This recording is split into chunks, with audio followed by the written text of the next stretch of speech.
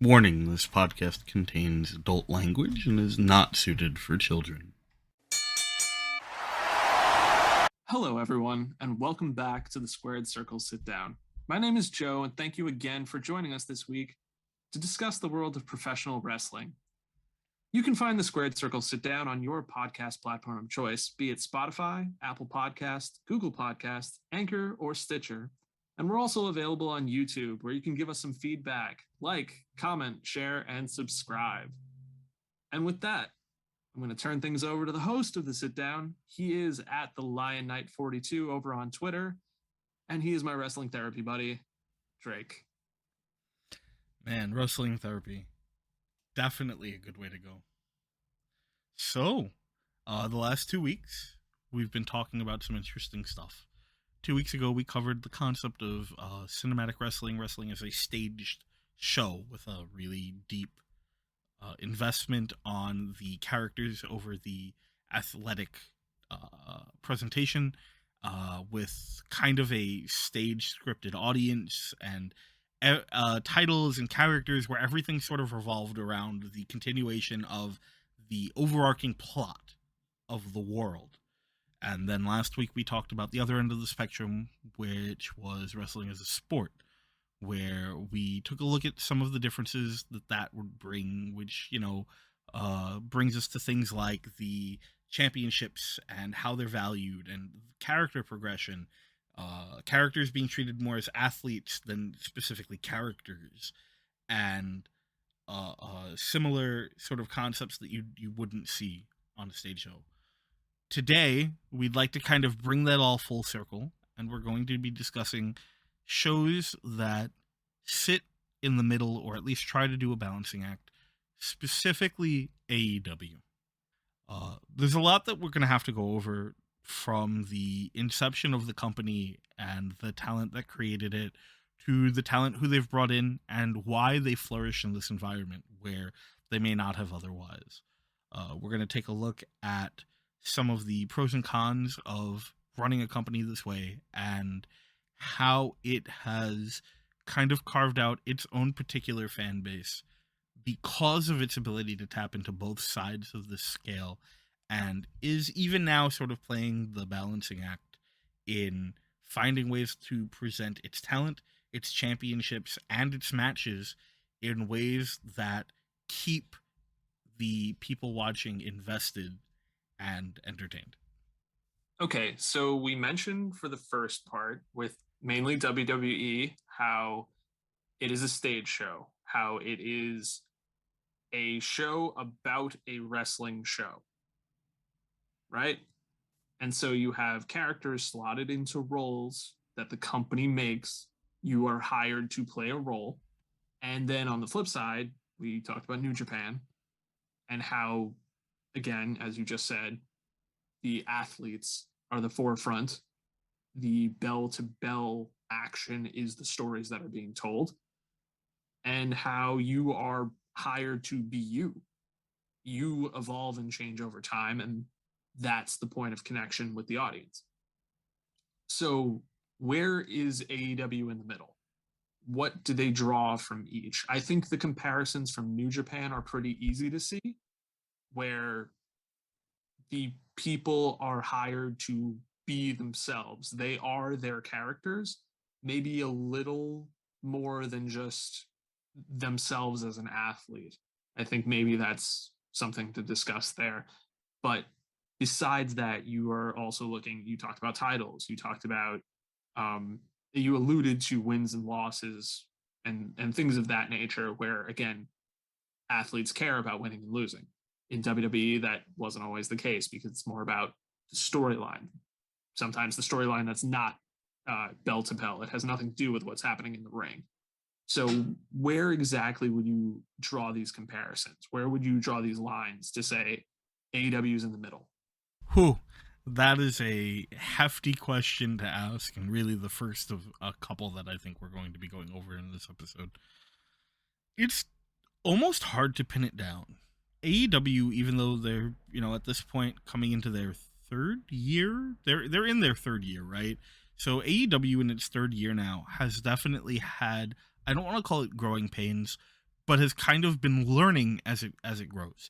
And they've come a long way from the product that they first presented themselves as. Not how they presented themselves as before their first show, which we'll talk about a little bit later on, but in how they present their show now versus like episodes 1 through 5. And there's nothing wrong with that. I'm not saying it's a bad thing, but it does make it difficult to sort of pin down a lot of those specifics in that it is this ever evolving, changing organism. However, that is in and of itself part of the X factor here. Part of what makes a show that tries to sit on that sort of border between these two worlds is its ability to sort of pivot and lean more heavily one way or the other where it fits them and where it would best suit things like their character work and their match ethic. And you see that with a lot of the people that they hire. One of the things that I'm looking forward to getting into later tonight is the idea of the characters who thrive in this company who really wouldn't have made it anywhere else, or in some cases weren't able to make it anywhere else. Well, you used a word right there of characters. So WWE, clearly people are portraying characters. Like Roman Reigns is not Joe Anoa'i, right? Like they are two separate individuals. That curtain was pulled back once for a very legitimate reason and has been dropped, right? It's back. He's playing the character of Roman Reigns. And you could say the same for pretty much everybody in WWE. Whereas when you look at New Japan, it's, well, what's the difference between Okada in New Japan versus Okada in his house? I don't know, because Okada is Okada. He is this guy who's a legitimate pro wrestler, and he's one of the best pro wrestlers in the world. I don't think any aspect of his character in New Japan, the character of Okada, that flash, that flair to his entrance and who he is so drastically different from who he is as an individual that cares so much about being the best that I don't know where you draw that line. Except for probably the balloon fetish. That's probably character specific. Okay, well, that's fair. And yeah, there's pieces of the character that I think you clearly say it's like, well, this was done as a creative choice versus, oh, this is a natural thing that happened with the person. And I'm just picking Okada because he's a pretty easy example of, Sure. But I think you could do that for a lot of people in New Japan. And AEW feels like, okay, they're playing characters. Like you can follow many of these people on Twitch. You can see them on YouTube. You can see them outside of who the character they're portraying to know, like, all right, Adam Cole isn't this asshole, right? He's just not. Neither is Britt Baker. Like, they're actually much nicer people. But when it comes to doing this, yeah, they're playing a character. Is she really a dentist? Yes, she's actually really a dentist. But like, besides that, there is a line that is clearer than it is in New Japan. It maybe isn't as clear as it is with WWE, where no, everything you see on TV is completely fictional. These are not the same people. They are not representing the same things. Maybe with a couple of rare exceptions here and there of like something bleeds through. But besides that, it's AEW. Many things are bleeding through. Like many aspects of what you see on TV have to do with that person in real life. They are that person, just they are still playing a character, but that character is attached to them. You can't separate the two. Yeah. You brought up Okada, which is a really good point, and I would say that one of the people who falls a little closer in line with what we see in like AEW would be a guy like Jay White, or even maybe Tanahashi, where they're these characters who can present themselves as, larger than life, or as these very like traditional like pro wrestling TV characters, but then like Tanahashi is the once in a century talent, and he's always on. And like no one really exists that way, and we understand that. And everything else about who he is and the way that he views things can be the same, but that one aspect is dialed up to 11 there. Or with Jay White, who, you know, is by most accounts one of the nicest, like, greatest human beings we've ever encountered, but is this, for the most part, scum fuck, cheaty, manipulative, piece of shit, mouthy kid. Well, maybe not anymore, but was for a long time. And, you know, that's just kind of how that works, which, you know, is kind of unique in New Japan because it pulls from the American pro res kind of idea. So with AEW, we see more of that kind of, like you said, that mixture of the two. And there's a lot of characters we could talk about. Darby Allin's another really good example of that, where he's, you know, no one's walking around with, you know, I like turtles face paint on all the time, but, you know, the tattoos he has are still the tattoos he has. The like chain lock thing he's got around his neck is like a shoot thing that's real. His outlook on things is louder in his pro wrestling persona, but it's still a lot of who, as far as we know, the person is. And part of what to go back to what I said earlier, lets these guys thrive the way they do is because AEW as a product, because it sits like between these two worlds, permits their people, their talent, their characters to do that. And I mentioned before we started recording the idea of an elevator pitch. And for people who don't know what that is, I'll just briefly explain it. An elevator pitch on elevator pitches, so to speak. Of an elevator pitch is, if you got into an elevator with somebody, could you explain something to them as quickly as possible before they got off at their floor, or you had to get off at yours? So you want to hit all the main bullet points to get them to understand the topic as comprehensively as possible, as quickly as possible. And so elevator pitches can last 30 seconds sometimes. And I think you could make the case that for the vast majority of every character in WWE, you can describe them pretty comprehensively in an elevator pitch. I think even at the top, somebody like Roman Reigns, you could describe him as his history with the Shield briefly. Of he came up in 2012, member of a 3-man group, got betrayed by Seth Rollins. The other one is now John Moxley in another company. He had a very mixed response babyface push where he eventually won the World Championship, feuded with Brock Lesnar over the course of many years, finally turned heel, joined Paul Heyman, created the Bloodline. He's The Rock's cousin along with the Usos. Bam, here we are today. That's Roman Reigns. Now, yeah, there are other pieces to that along the way. I obviously left out a ton of details, but what do you really need to know about Roman Reigns that I didn't just say? Not much. And so when you go over to New Japan, and we talked about this last week, you can't elevator pitch their guys. You can't do that. Why? Because some of them have been around for over 10 years, and they have so many nuanced details to who they are and how they operate that you can't describe it quickly.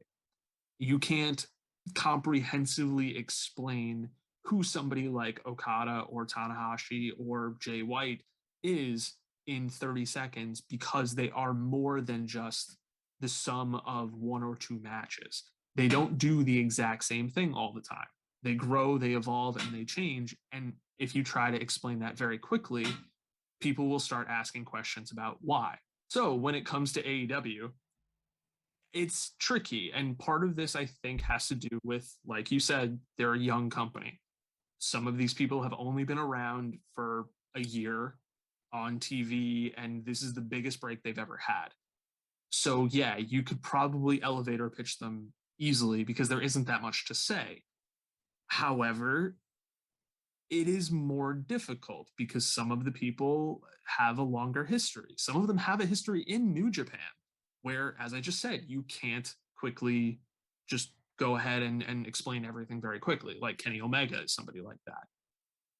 We just talked at length about the whole Hangman versus Omega storyline that has so much baggage and history attached to it that you can't just explain this in 10 seconds. You know, and I think that extends to people even in AEW who have come over from WWE, who maybe they used to be an elevator pitch character, now they're not. So it's tricky. I don't know how you would go about explaining that. But again, middle ground, right? Oh yeah, absolutely. You've hit the nail kind of right on the head there. You have a lot of these characters who you can definitely give a basic synopsis for, and people can sit down and watch their matches and be like, "Oh, I get it." But there's so much more that you will miss, um, or maybe not miss. That's not the right term.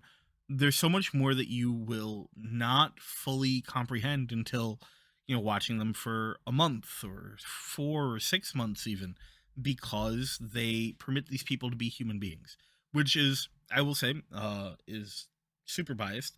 One of my favorite parts about their product is they're not afraid to let their characters, even the like big ones, be flawed and give them opportunities to grow and change through those almost kind of organic means, which in turn creates really powerful emotional reactions from the audience, whether it be positive or negative.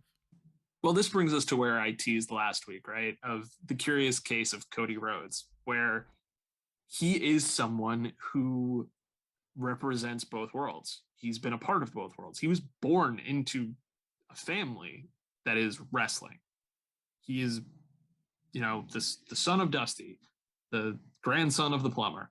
And he is that guy who spent, I still think, the majority of his time still in WWE, where he bounced around and played by their rules. He played their game. He played characters for years and eventually got told, hey, it doesn't matter who you are. We have nothing for you. And that's something that frustrated the hell out of him. And they said, you can take it or leave it. And he said, I'll leave it and I'll prove that I can do this my own way. And he bounced around outside of WWE and Ring of Honor and Impact and New Japan and wherever else he touched. He became a bigger deal because of that. But now in AEW, and he is part of the roots of AEW, there's a part of him that is just inherently,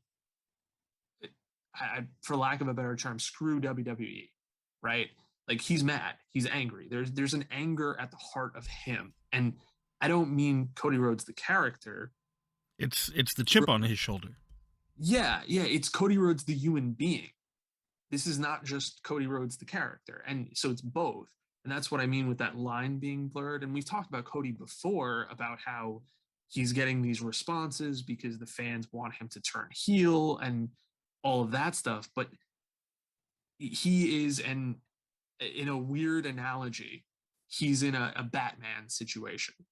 And, Batman's whole thing is he doesn't kill criminals, he doesn't kill people. Why? Because a part of him is the trauma of losing his parents, and he doesn't want to become that person. He doesn't want to take life, he wants to save life, and he will save life by not killing people and trying to get them, put behind bars off the streets. Okay, Cody's now in the scenario where Cody Rhodes, also the character, is okay, I could turn heel. I could. And based on the presentation of everything, turning heel makes sense. And I don't mean that in just like, oh, he's a bad guy now, but like the whole point of this is wins and losses, right? And the grand prize of AEW is winning the AEW World Championship, which is something that Cody Rhodes, just on his own honor, said he would never challenge for again. So, and he's already been TNT champion twice. Maybe he could go win the tag titles with like his brother or something. But like, besides that, the big prize that he's capable of challenging for, he's not, because he's sworn his oath, right? And he doesn't want to bury people the way Triple H did. And he doesn't want to say, screw you, you have no opportunity, like Vince McMahon does. He's not one of those, we don't have anything for you in AEW people. So he teases these things. He puts them in front of him with the sledgehammer and maybe using the pedigree and stuff. And he intentionally doesn't do it because both the story that he's telling, but also the piece of the character and who he is look, guys, I'm not them. Look, I'm not. I promised you I wouldn't be them. I know what they do, and I'm not them. But the fans are asking for that, much in the way that comic book fans for years have kind of sat back and laughed of like, yeah, but if the Batman killed the Joker, like, yeah, that's fine. Like, that's an acceptable one because the Joker's killed so many people. He's done this for such a long time. Like, it's okay, Bruce, we'd forgive you. But Bruce knows that if it were that easy, then he could just, well, where do I draw the line? Oh, the Joker is okay, but what about the Riddler or the Penguin or somebody else? Like, oh, what if I just offed all the people that are a problem? Well, now I'm a murderer. Now I'm a serial killer.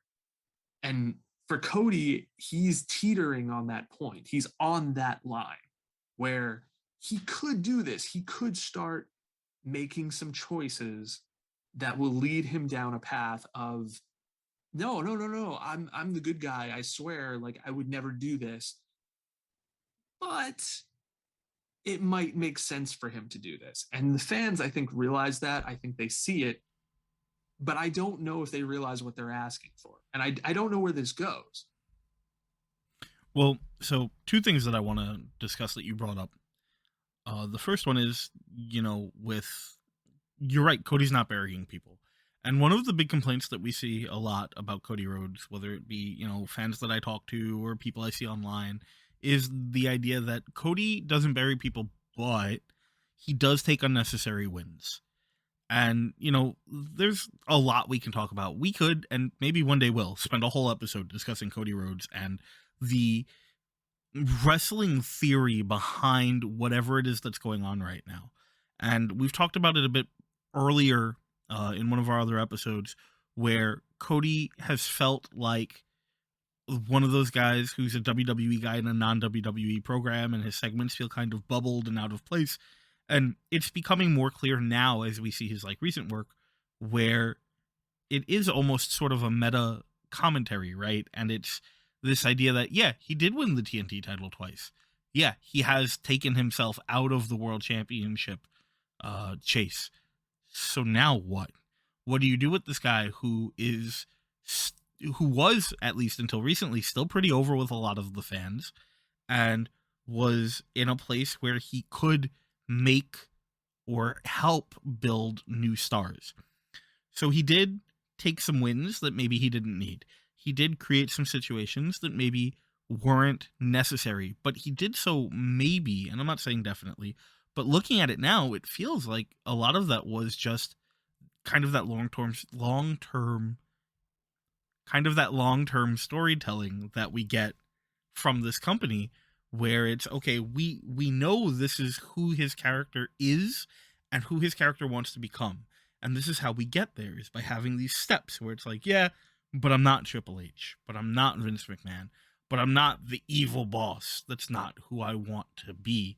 And uh the analogy you made to Batman is really good also on two levels, because much like with Batman, there are times in the comics where Batman will use the idea that he has made these rules for himself to excuse decisions he makes. He will do things that are not okay and go, it's fine because I have my code, so I know that it's going to be fine.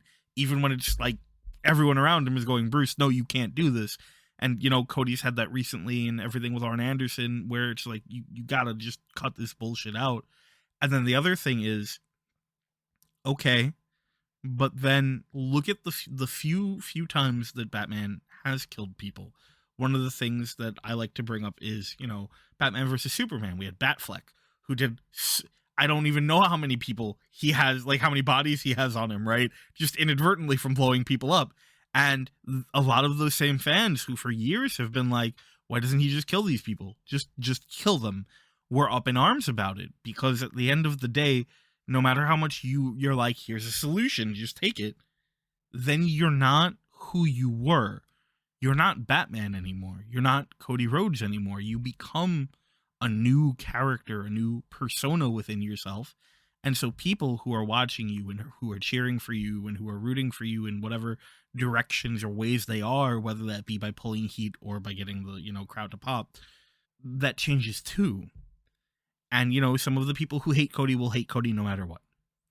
Some of the people who hate Cody because they don't get it, or because they do get it and just don't like it, they might come around.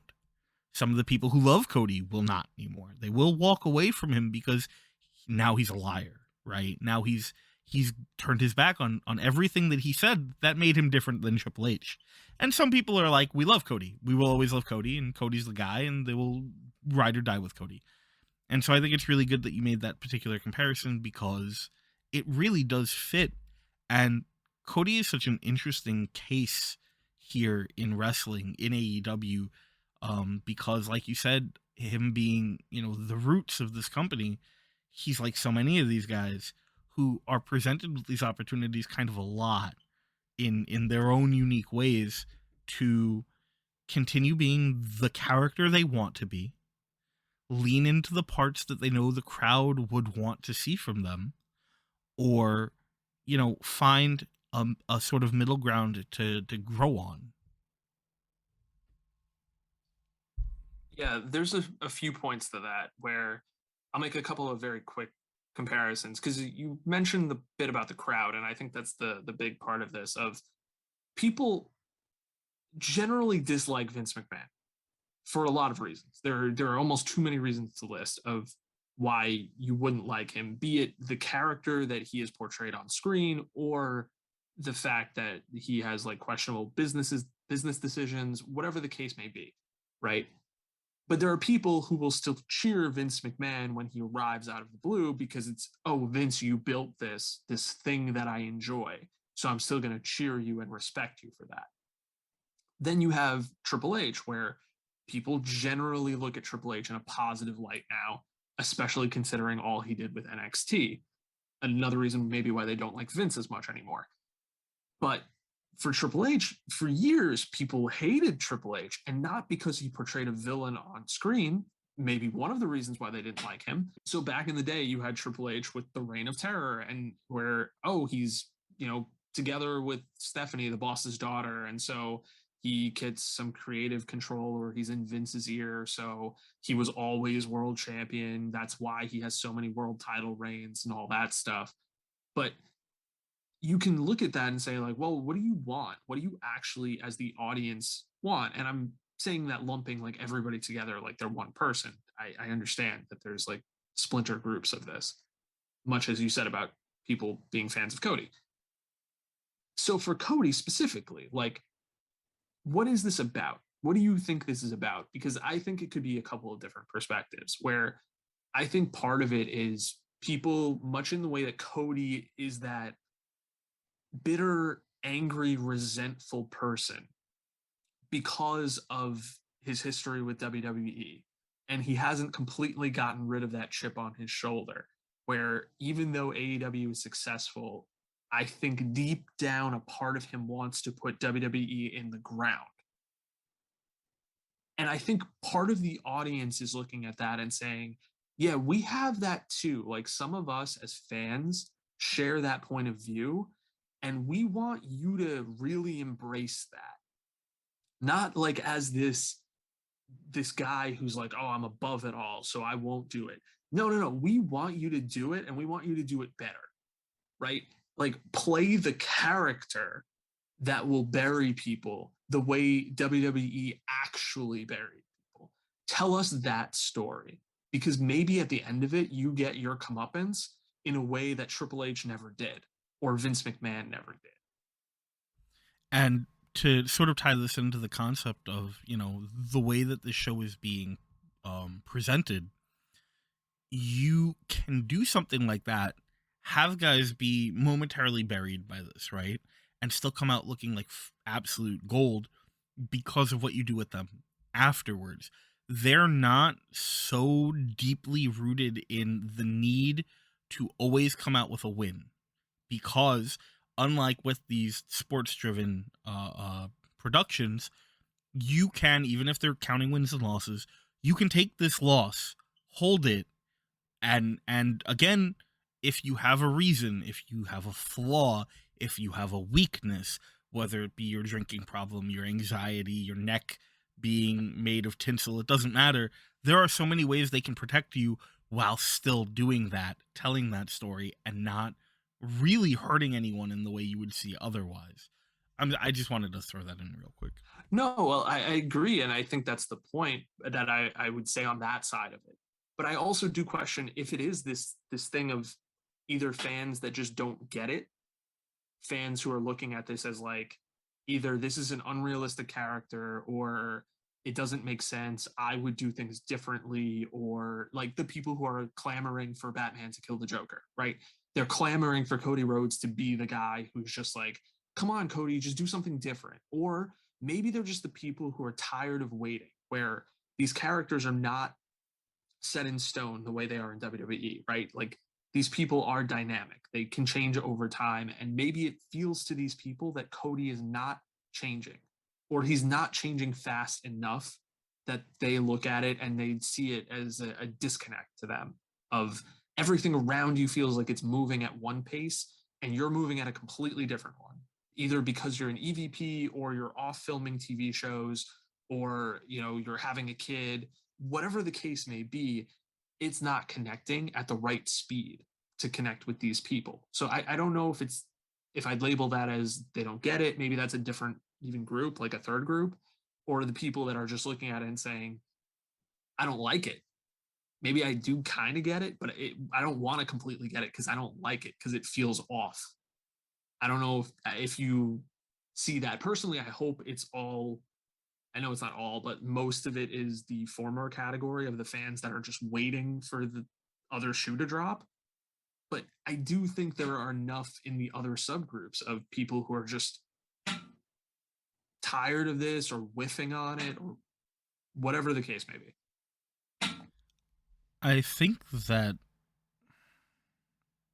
it's way more complicated than can be really discussed in a short period of time, but without spending all night on it, I think the answer is yes. um I think that some of these things are all true. uh Even just going back to the beginning and talking about Cody as, the promised prince. He's this guy from a wrestling royalty family that was never treated with the respect they deserved, whose father gave so much to the business and never really got what he deserved for it, whether it be as an active competitor, as a voice backstage, as a hand helping, navigate things for younger talent. I mean, there was a point, and now it's William Regal, but like there was a point where you couldn't talk to a guy who was a wrestler who wouldn't be like, Dusty showed me how to do this. The reason I played to the camera is because Dusty showed me to. The reason I say the things I say in my promos is because when I came in and I would cut my promos, Dusty would be like, this is stupid. Why would you say this? Say this instead. Because here's all these little pieces that make these things great. And even with all that, they just never really acknowledged him. You had his brother who, I mean, now is the first time we're really getting to see it. Well, not now, but when AEW first started, we really got to see how much Dustin, even now in his like older age as far as wrestlers go, really had in the tank. And they were never interested in that. They saw this kind of weird, gimmicky, unique character that they could run with, and they just ran with it. And even when he made the move to WCW, who, at least treated Dusty a little bit better sometimes, they were like, we want you to do the exact same thing. And it was really frustrating. So yeah, he has a chip on his shoulder, and he deserves to have a chip on his shoulder. He's earned it. With that said, the question becomes, does he want that to be who he's remembered as? Even if, like, you're right, he could be the Triple H character. He could do it better. He could pull the audience reaction from either side by doing that or by forsaking it completely. But does he want his legacy to be fuck you other guys, or does he want his legacy to be more than that? And even that is something that you can't help but wonder if it falls into the character more than the person, because he's just on this whole, he's Dusty's son. He bleeds carny shit, right? Cody Rhodes has to be, like a name I don't like to bring up, so I try not to very often. But he's like Jim Cornette levels of Carney, right? We can agree on that. I hope where Cody just lives the Carney life. So he's committed so hard to this concept, whatever it is that it's going to turn out to be, and it's definitely going to continue to upset some people. And there are going to be people who don't get it. There are going to be people who do get it, and I mean, there might even be people who are like, "Oh yeah, we get it," and then 6 months from now, you and I are having this conversation and being like, "Man, what complete idiots we were, thinking this was leading somewhere," and it's just Cody being Cody. There's so many ways it could go, and for better or worse, I think it's one of the benefits of AEW as a whole is how it can be kind of difficult sometimes to see the direction these characters are going. And even when you're not sure if maybe they're going to pull it off, they generally do. Um, I would take a guy like Orange Cassidy, for example. I'm gonna pivot just for a second, if that's okay. But I would take a guy like Orange Cassidy. So there was a time in my life. It was long before AEW, but there was a time in my life where I couldn't get behind the gimmicky stuff. It just did not do it for me. I didn't care for it at all. And that's changed as a lot of things in my life have changed and my perspective of wrestling has changed. And AEW takes a guy like Orange Cassidy, who is, shtick. He's a jokey, silly character. And they managed to take him and make something serious and something real out of him without breaking that character, right? Like you have those moments when he's facing like Jericho, or now in the stuff that he's doing with the Elite, where we see the human being behind Orange Cassidy. We see the like passion and the frustration and the vim and vigor behind him, uh, and it's just more of that kind of evolution. With Cody, it becomes it all cycles back to that question of like, who do you want to be? Because you could be that guy with the chip on your shoulder. You could be the guy who just is, his entire purpose is here to prove that he is better than you said he was. And not just that, but better than you are at it. Well, yeah, I mean, I joked about it last week of like hashtag Cody did nothing wrong.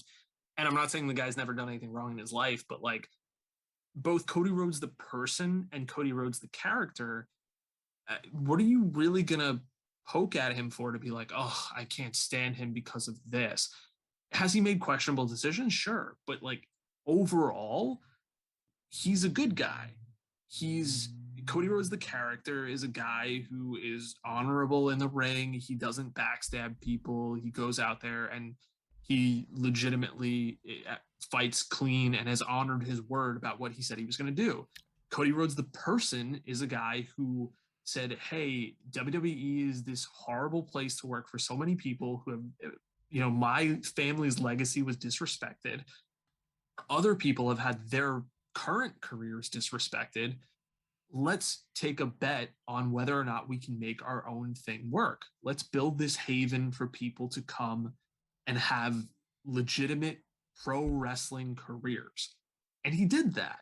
Now, yeah, I also joke about the Cody solved racism promo, but like besides that, it's like, well, what he is, who he is as a person and who he is as a character, even though they're very, very similar things, do not warrant the level of, ugh, I can't stand this guy that he gets, especially compared to all the people that he's surrounded. I think that it's very easy after so many years of being sort of hard coded with other companies to look at the sort of direction that he's gone almost from the beginning and do the and the eye roll, because if any character had, and this is another part of another layer of this like meta character that Cody Rhodes is, if any character had done what he's doing in the WWE, every single person that he's been up against and has finished the way that these things have finished would be dead in the water. Malachi Black, dead in the water. Pac, dead in the water, even just from working with him. Um, guys like Darby Allin, dead in the water. Look at he goes to a draw, and then he only can really beat him with like out of the blue nowhere figure four roll up thing that no one's ever seen before. Like in another time in another place, no one's taking him seriously again for a while because of things like that. And I think that's another layer of what we're seeing here with Cody, where it's, you know, hey, I can do these things. I can be the WWE guy. I can work the WWE style a lot of the time, but it doesn't. I can do it better than you guys do. It doesn't have Yeah, to well, ruin them. yeah, well, I mean, that's the thing of like that second group that I meant of the people who are like, I kind of get it, I just don't like it, right? Because I can see that, I can respect that point of view of this guy's kind of an obnoxious asshole, right? He has more pyro than anybody else. He has a unique theme song. His entrances are over the top ridiculous. He comes out dressed like Homelander. He's got the bleached hair, the really almost offensively bad tattoo. And Don't forget the time he was a vampire. yeah, I mean, just you could go down the list. The in terms of the in-ring stuff like you just mentioned, of he only seems to lose in these fluke ways. He takes a black mask from Malachi Black, and then he's up like less than 3 seconds later. Yeah, there's all sorts of things like that that he does. Even his entrance again, like everybody comes out one of the two tunnels, which we could get into about like the whole babyface tunnel, heel tunnel thing, but he comes out through the middle with the over the top stuff. Like, I get it. I can see where people would say, yeah, this is some natural heel stuff, or even beyond the natural heel stuff. This is unlikable stuff because it's you as an executive using your power to do things that nobody else gets to do. I can understand that perspective, but also still see it as okay, this is Cody Rhodes doing Cody Rhodes things. Fine. But maybe this is actually going somewhere. Like maybe these choices are intentional. And as more and more people get to do things, he is becoming less and less special. And when that happens, I don't think the response has necessarily changed. He is still Cody Rhodes. He still is at that level, but it didn't warrant less cheers becoming these strong boos. It's usually you get more indifference in the middle of, oh, I'll cheer for you. It's like the casual golf clap versus the person that I really want to cheer for. But now it's just gone really strong in the opposite direction of, okay, well, now we hate him. And I don't get that, as opposed to like this drop off. It's more just a straight down off a cliff. So for me, two all the time is two things, right? So for me, I totally get it. I totally get it because and we're gonna jump back for a bit to get forward again. Like we said, part of who his character is and the persona of his character is tied to a company that has, for the sake of the fan base, been labeled the enemy. He feels like a WWE guy. He presents himself like a WWE guy. He wrestles WWE matches. So when you take him and you put him up against guys who are former WWE guys who didn't get the respect or appreciation that they deserved, guys like Malachi Black, you're going to get those reactions sometimes. When you put him in a company like AEW, where they have such a huge emphasis on letting the crowd do whatever the fuck they want, cheer for the heels, boo the faces, get down the middle, they're fine with that. You're going to get more of that. When you have a guy, when you have a guy who is doing these generally unlikable things, the fans are going to let you know. And I'm not surprised at the reaction from it. And I, on a level, because like I appreciate everything he's doing as a persona, if this is a persona and not, Cody is the most tone deaf person in the world, but he did cure racism, so we made that joke already. Anyway, of course he's getting booed like this. Of course he is.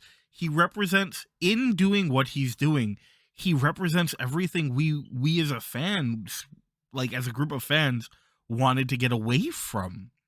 He's trying to desperately keep this position in a company where other guys are doing so much more.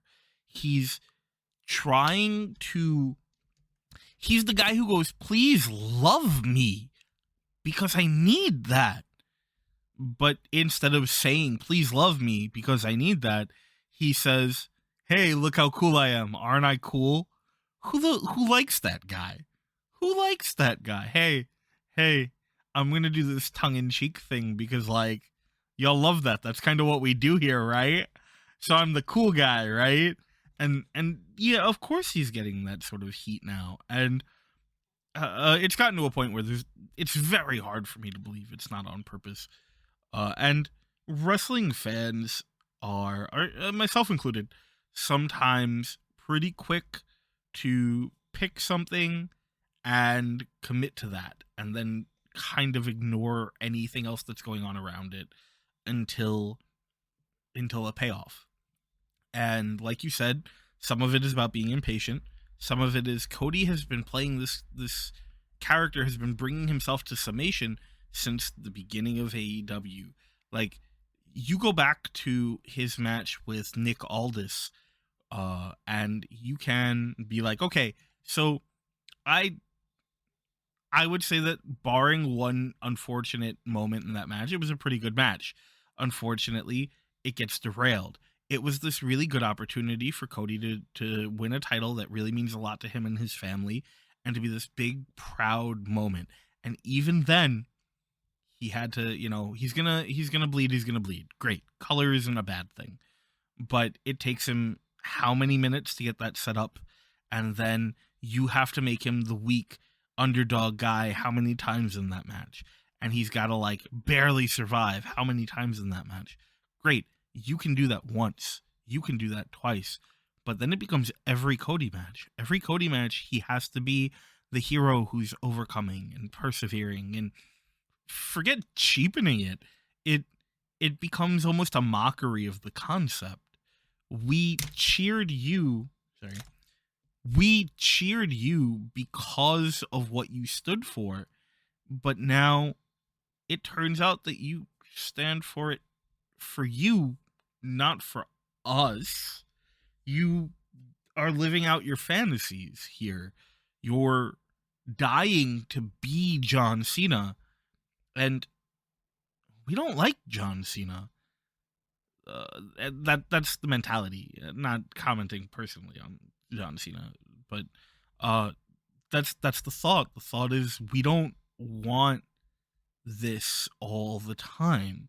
It's not always exciting. It's not always interesting if you're bleeding in every match. If every match you're in is some kind of huge gimmick match, uh, it's just not going to work to win the audience over, because this company has set itself up in a way where gimmick matches and big moments and underdogs fighting back from the brink of oblivion are memorable, important moments.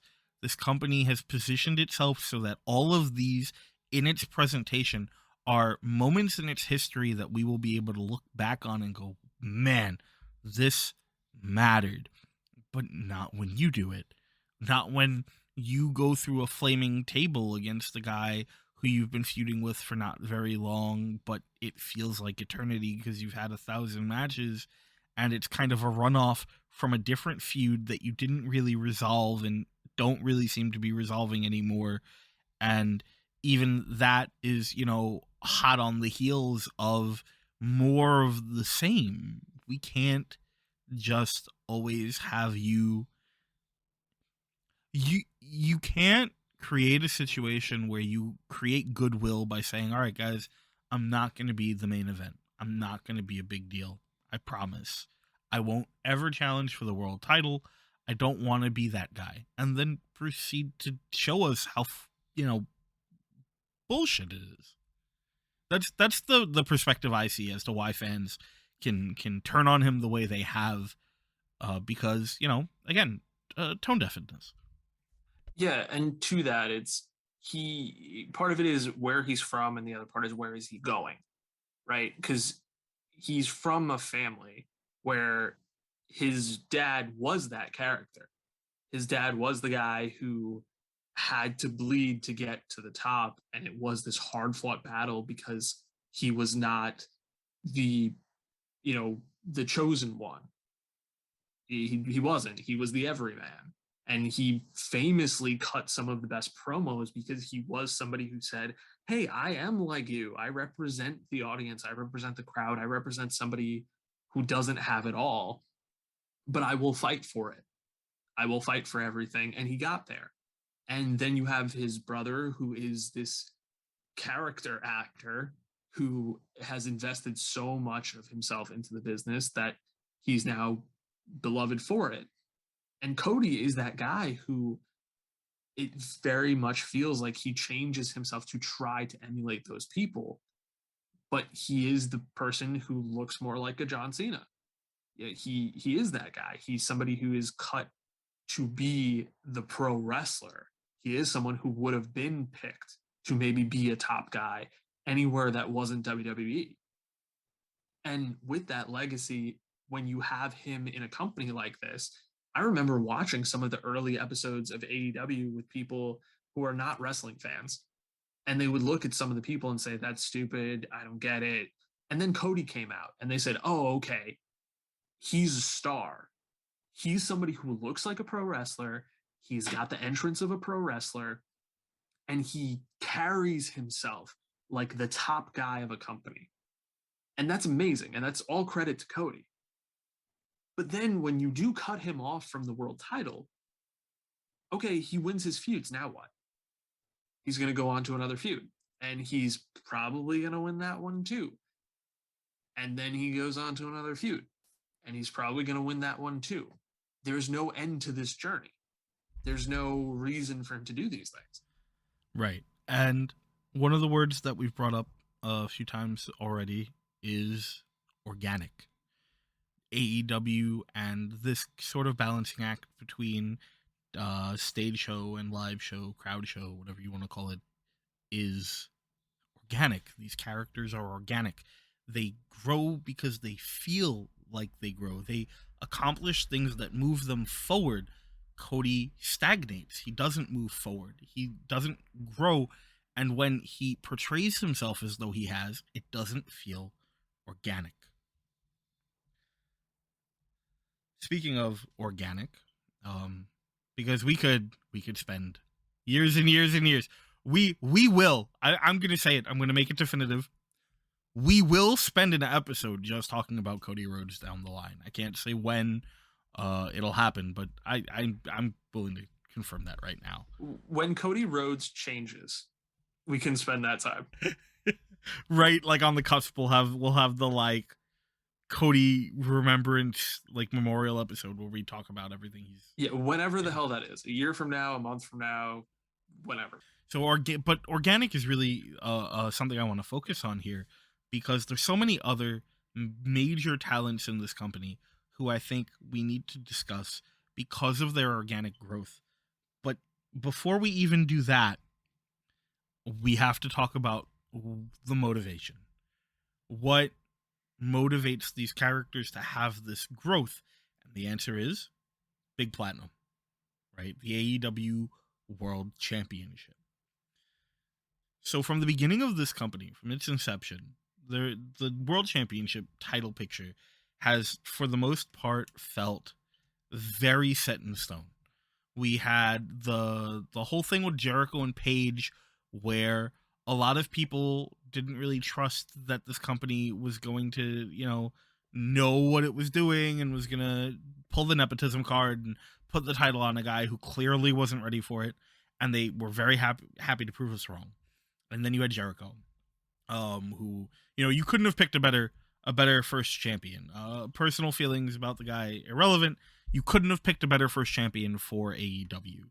And from Jericho, we sort of could tell pretty early on, like when Mox beat Kenny Omega, you could tell Moxley was the guy.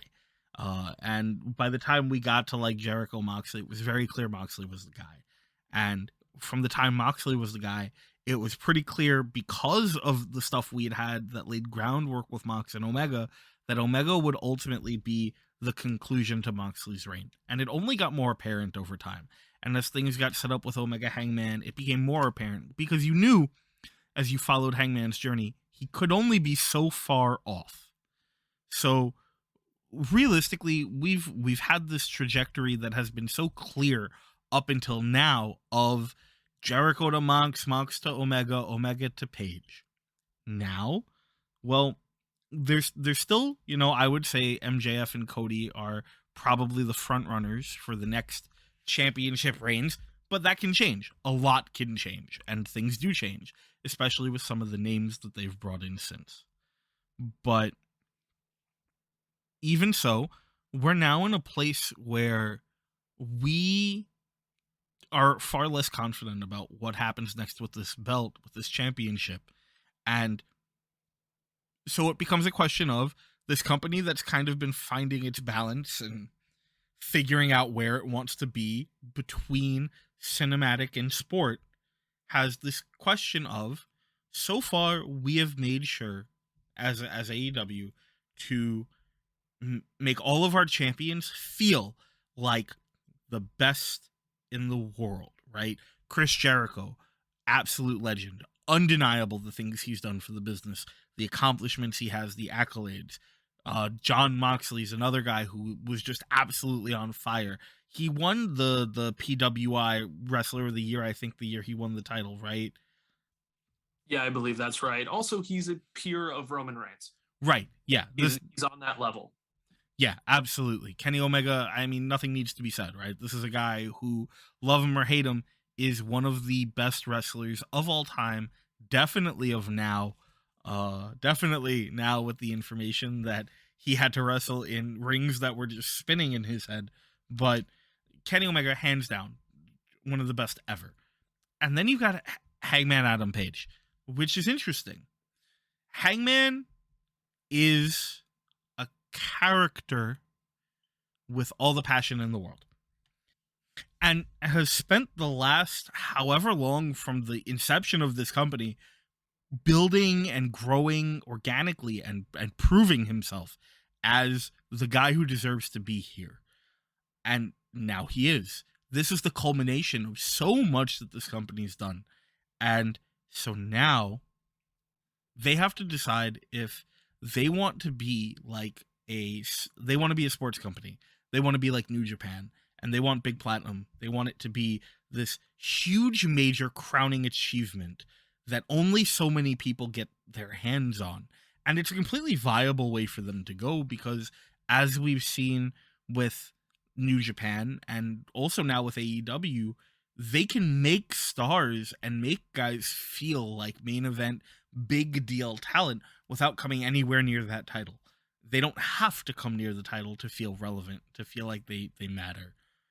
Or they can do something we've seen from them a decent amount in recent history and lean into the sort of American wrestling concept where sometimes the title exists to facilitate other, I don't necessarily want to say character growth, but other purposes, other means. You can have guys who maybe wouldn't win it under normal circumstances, right? Like, you could argue that even if MJF does win it, he could win it in a very American pro wrestling way. Even if he has a fantastic match and has some dirty finishes after he wins it, that arguably devalue the belt a bit while still keeping him at the top. And I'm not suggesting this will happen, but they have this just place that they are and have created where we don't really know what comes next.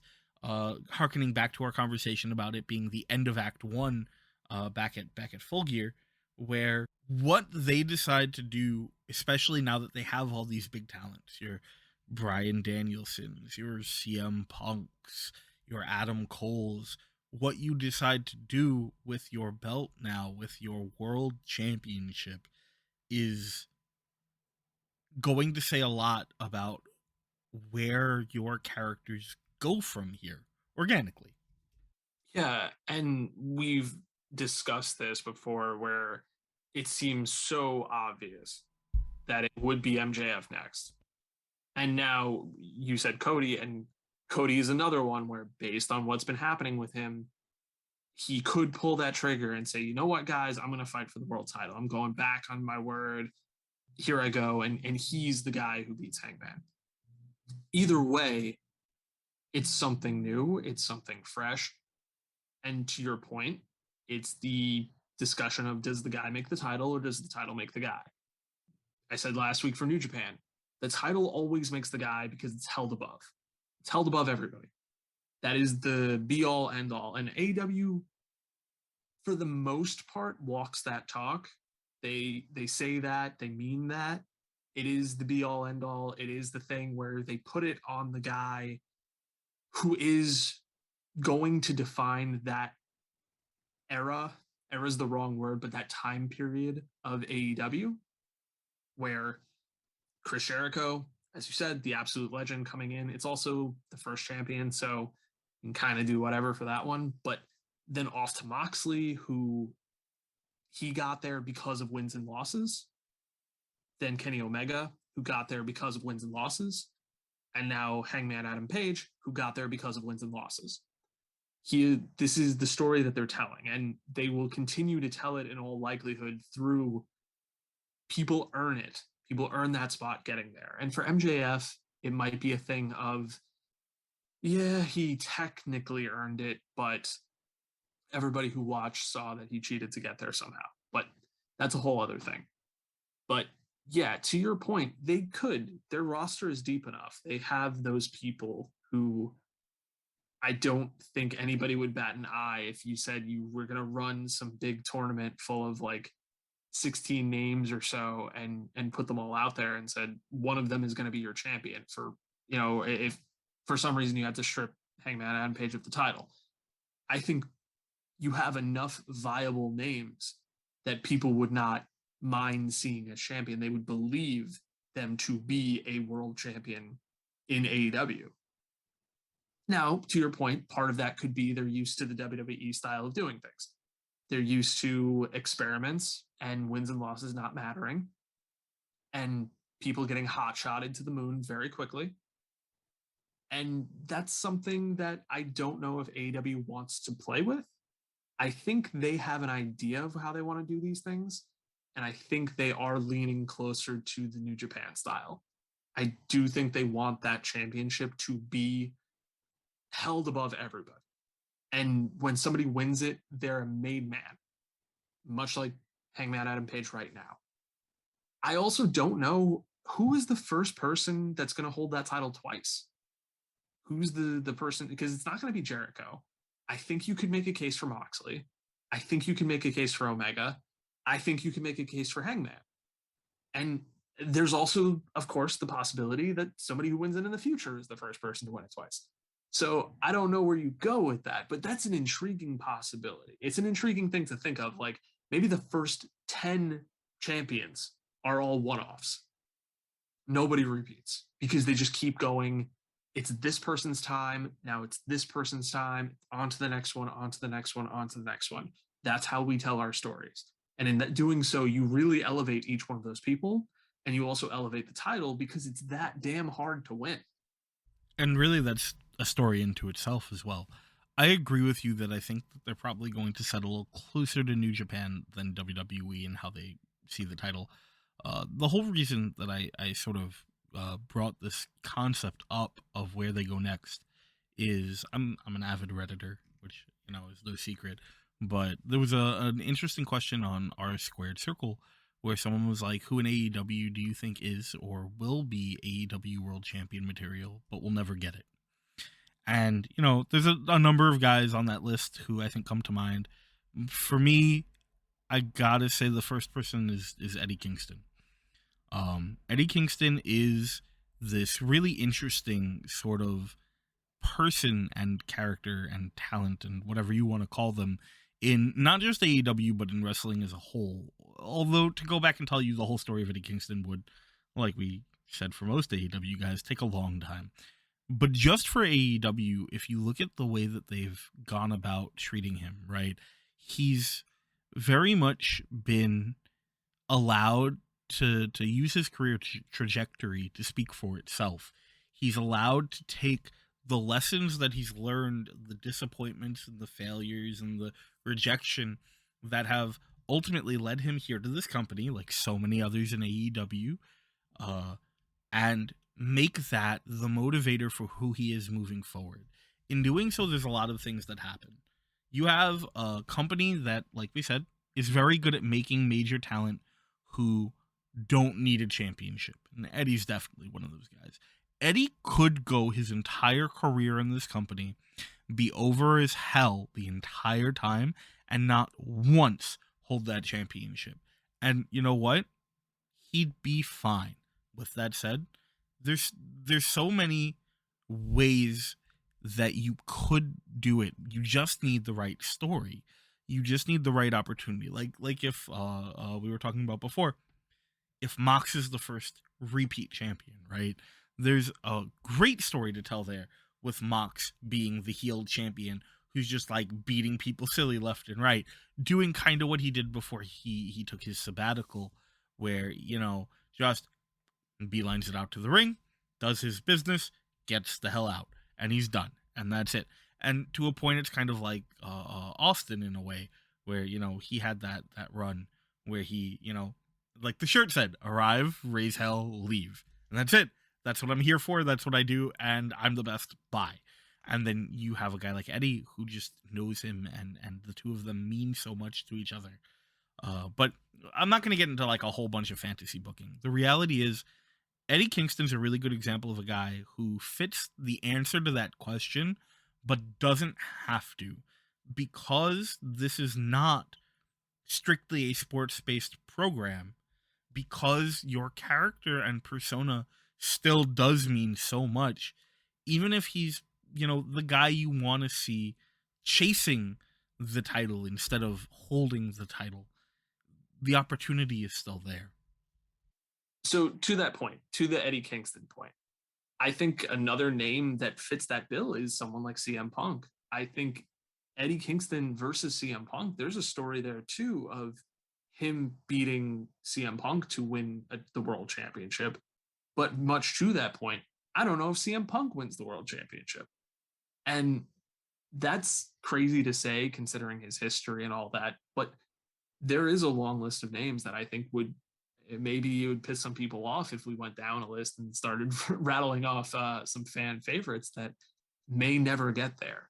They may never win the big one. Like, I don't know that Sammy Guevara ever gets there, or maybe not Jungle Boy either. Guys like that without some real change to their characters or momentum or the way they're presented or something like that.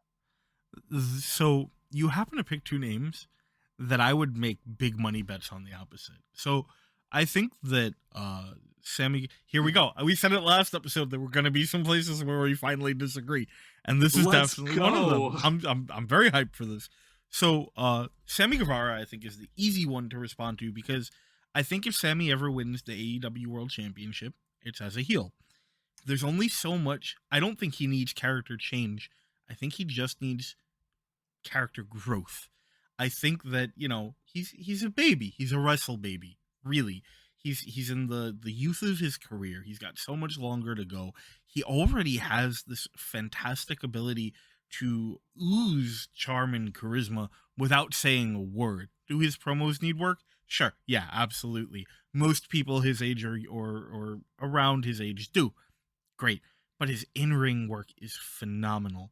His ability to make both him and his opponent look great is wonderful. And I sincerely think he does have that X factor. I think he's maybe a sleeper pick, but I think he's on his way. For Jungle Boy, I take a completely different approach thinking about Jungle Boy. So the first thing that ever got me going, he might be a world champion one day, was the originally divisive decision by Jim Ross to refer to Jungle Boy as Jungle Boy Jack or Jungle Jack Perry. And there were some people out there who really didn't like it.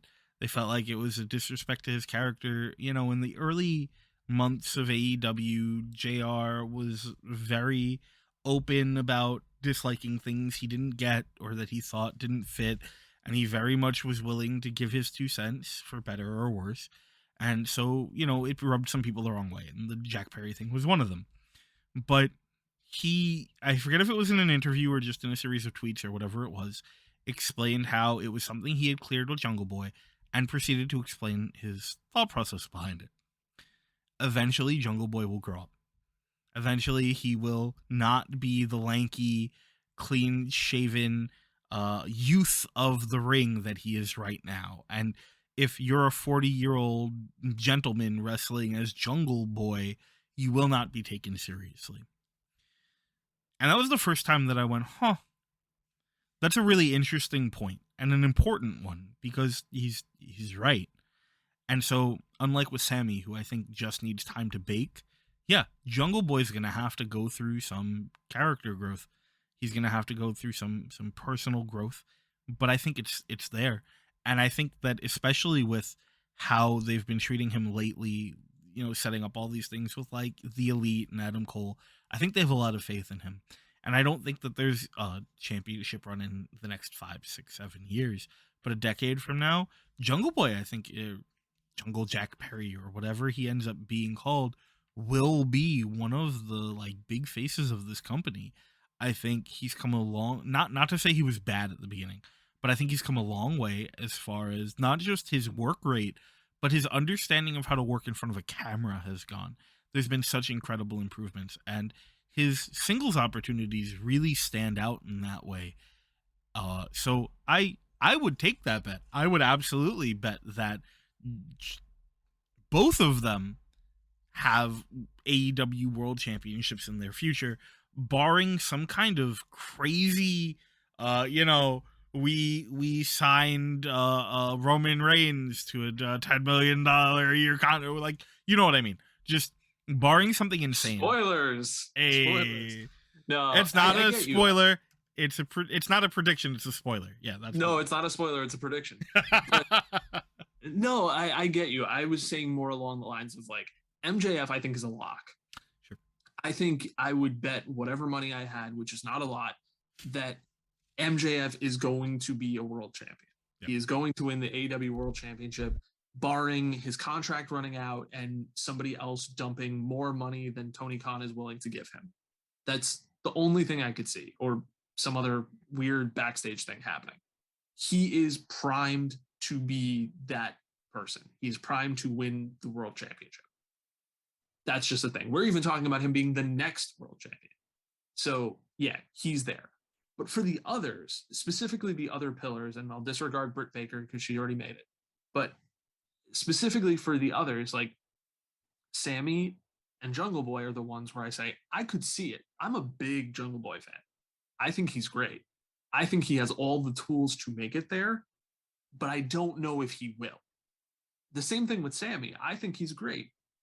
I think he has all the tools to make it there. I don't know if he will, because there are so many other people in AEW now who I think have the tools to make it there. Maybe they've already made it there in another company, but I don't know if they're going to make it here in AEW based on the way the World Championship is treated in AEW, where you might go your entire career and have a title match, but never win. So for that, if you ask me to make a bet on Sammy or Jungle Boy, it's not going to be for all the money I have. I will take the bet by all means because I believe in them, but it comes with this is not a foregone conclusion for me. I think MJF is a foregone conclusion. For the rest of them, I don't know. So it's funny that you mentioned the 4 pillars, because there's the one we haven't discussed at all, who I think is maybe the opposite of everything else we've said about this particular question regarding the championship. And that's Darby Allin. So Darby Allin is the kind of guy who, much like a lot of these other guys we've talked about, would not make it to the same level he's even just made it to now in some other companies, right? Darby Allin would never be the Impact World Champion. Darby Allin would never be the Ring of Honor World Champion. Darby Allin would never be the WWE Champion. He would never be the New Japan World Champion. It wouldn't happen. And part of that is, his size. Sure, fine. But there's more to it than that. Darby Allin's a bad promo. Darby Allin is very charismatic in his very unique ways, but Darby Allin's a bad promo. He can't cut live promos, which will change. I'm sure it will change. He's surrounded by a wealth of talent and knowledge, and he's gotten better for sure, but he's not a great promo. His video packages are phenomenal. They're, not geared towards our particular age range, but they're still very well produced. They do a very good job of showing us who he is and what he is and why he is the way he is. His in-ring style is kind of the same, where it's, we've seen, especially with him in MJF, that he can go, man. This guy can wrestle, but that's not what he wants to do.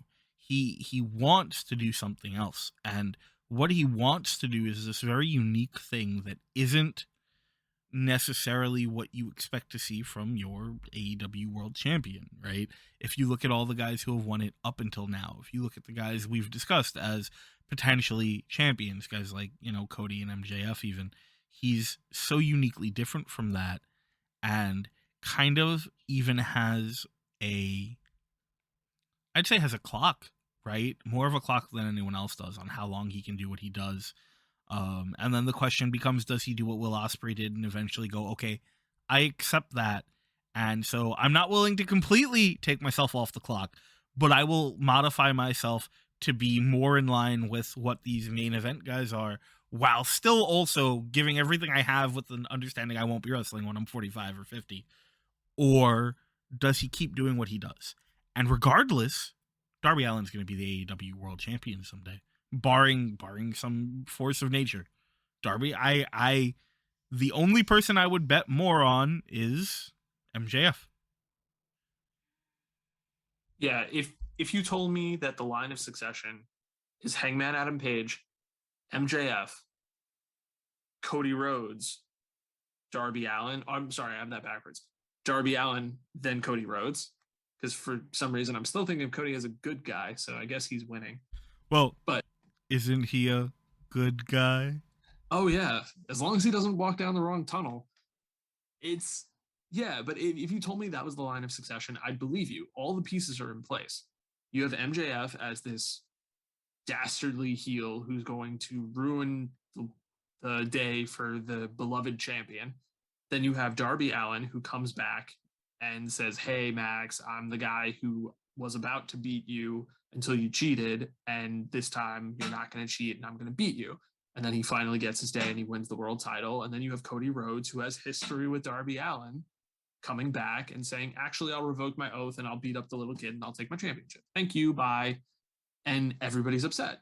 And I think that makes perfect sense. Will it happen that way? I don't know. Do I agree with you about Darby? Yeah, totally.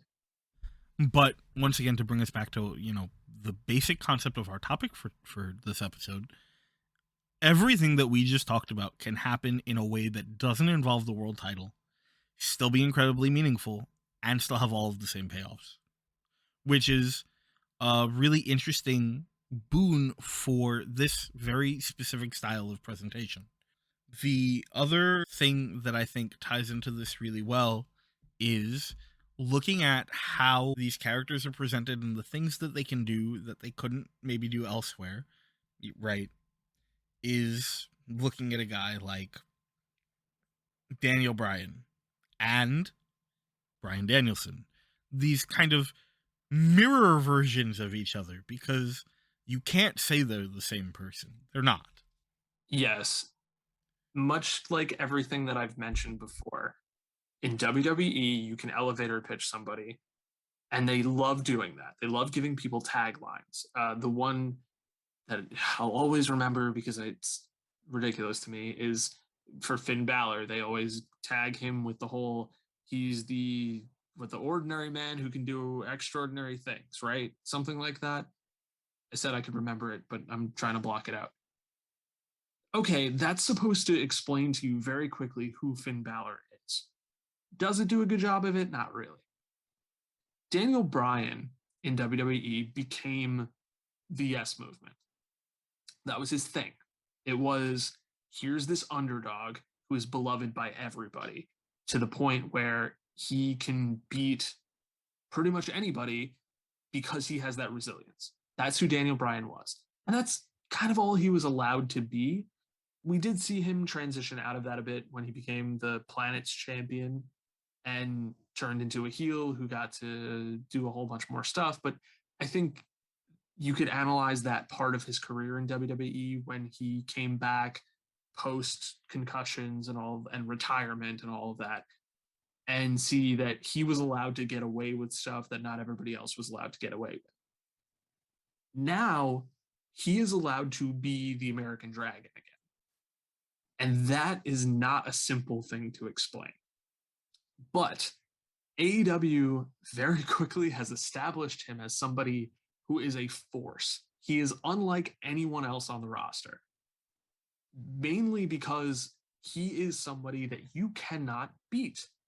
Their top people have been unable to defeat him. The best you can hope for in a match with Bryan Danielson is to survive him. Yes, it's this concept of Bryan Danielson is another person in that conversation about who is the best wrestler in the world. And unfortunately, because of a number of things, some medical and some just as a result of the kind of content he was making where he was, has not really been part of that conversation on a whole for a very long time. But Bryan Danielson is one of the best wrestlers in the world. And when he came to AEW, and I think we mentioned this too a couple episodes back, where CM Punk was like, man, I can't wait to come in and work with all this young talent and get people over. Bryan Danielson went, there is one thing in this world that I care about, and it's having amazing wrestling matches. Let's go. Let's go. Come at me. Let's put on these shows. But also, I'm going to kick your fucking head in.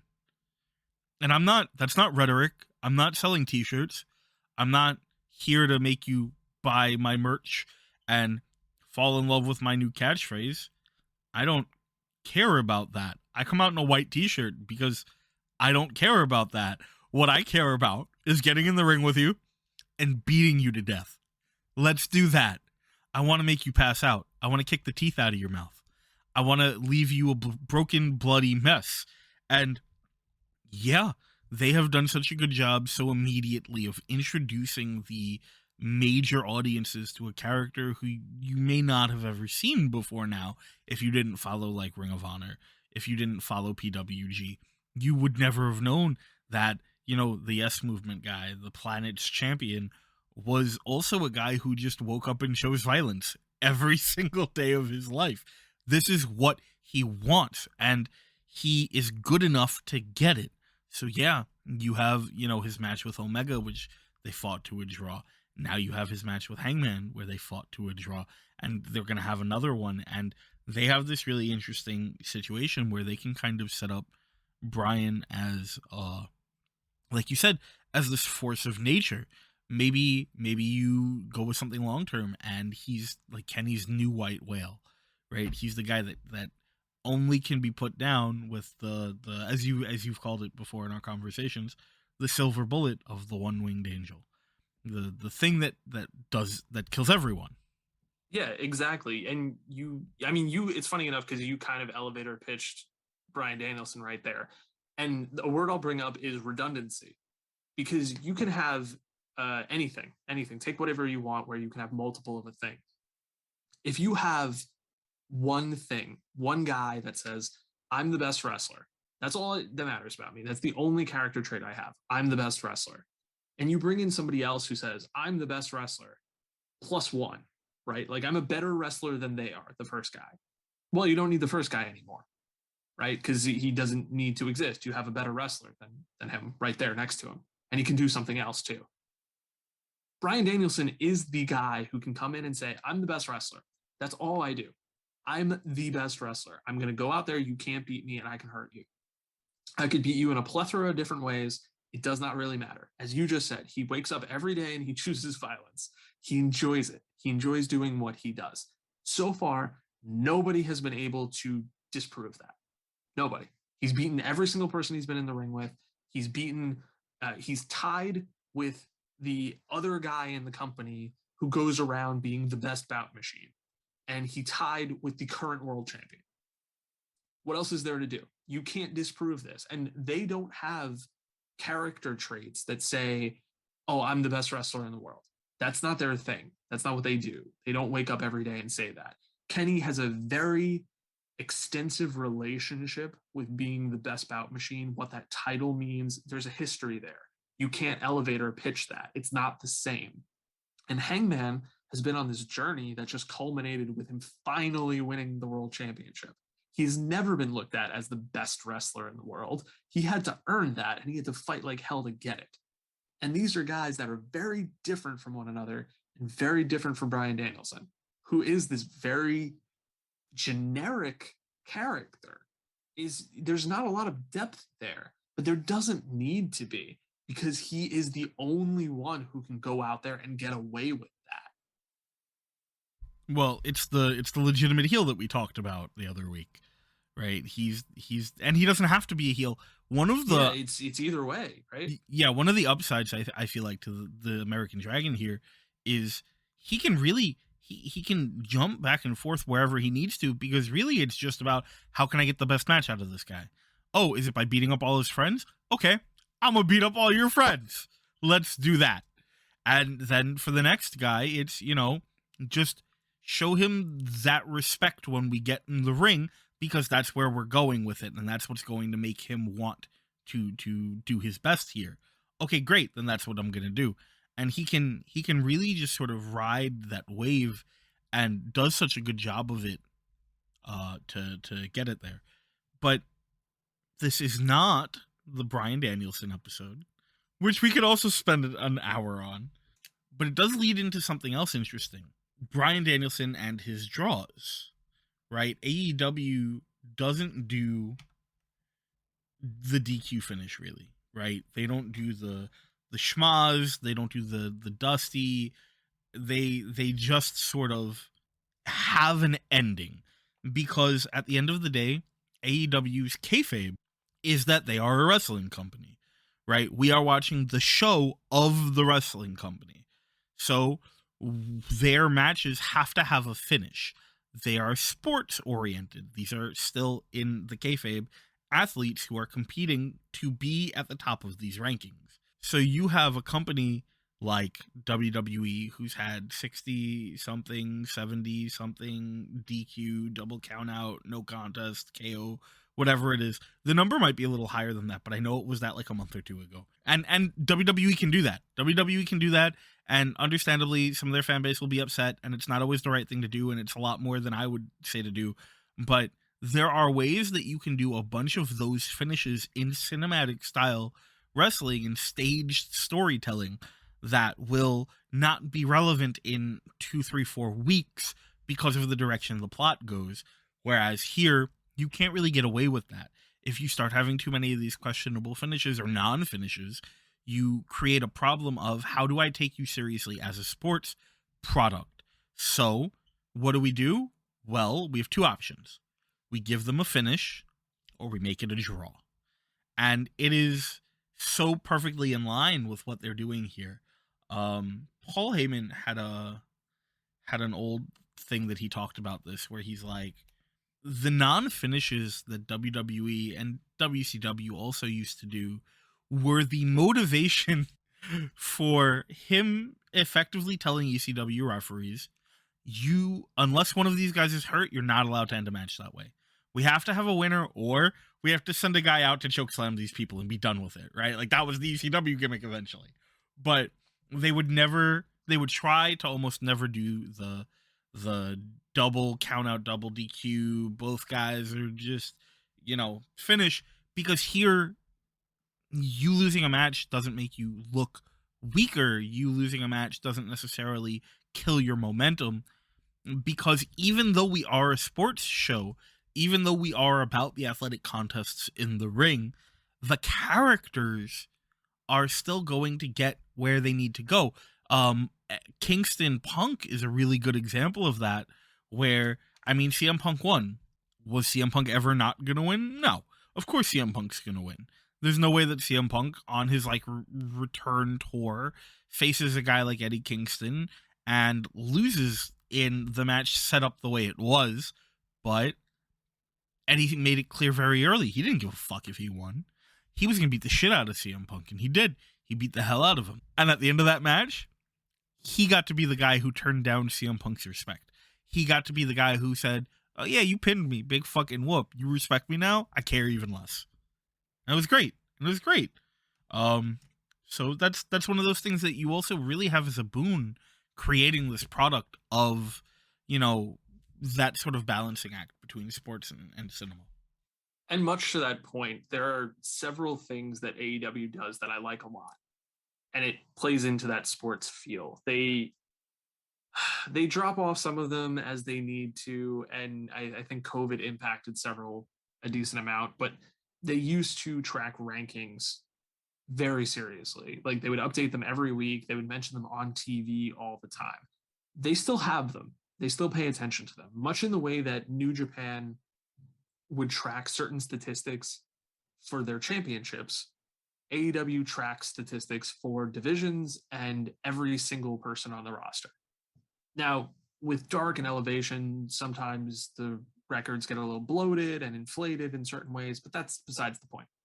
The big thing is, every single time somebody goes out to the ring, that lower third graphic that pops up with their name and all their information on it has their record there. It tells you, hey, this person is 35-10 with one draw. And they go out there and with that record, and right above their name, there's usually a really interesting snippet that somebody picks out for them of, well, they're on a 5-match win streak, or they're, 10-2 in their last 12 matches, or something like that, where people who follow sports could look online, they can go and see standings, and usually they track their last 5 or 10 games to see, like, well, this team's on a hot streak, they have a bunch of momentum, or wow, they haven't won in a while, like, so if they win this one, it's a big deal, something like that. And the ranking is also included. If somebody's ranked over on, I think it'd be the left side of TV, doesn't really matter, it'll have that number 1 to 5. So if they're the number 1 contender in a division, it'll show. And these are important things, because if you don't know everything, like, every episode could be somebody's first episode.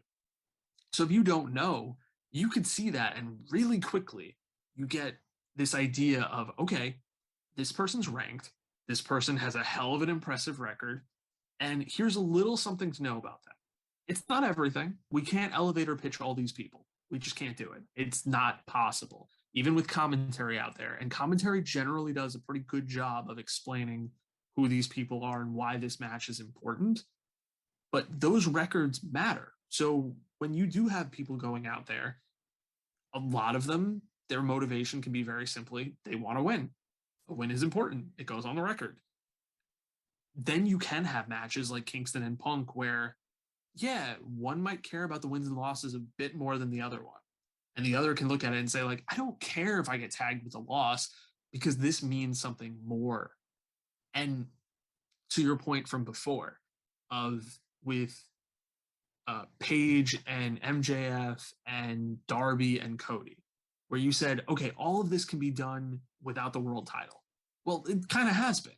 We've seen these people mix it up before. We've seen most of those feuds happen, and they faced each other, and the title was not involved, and there was a winner and there was a loser.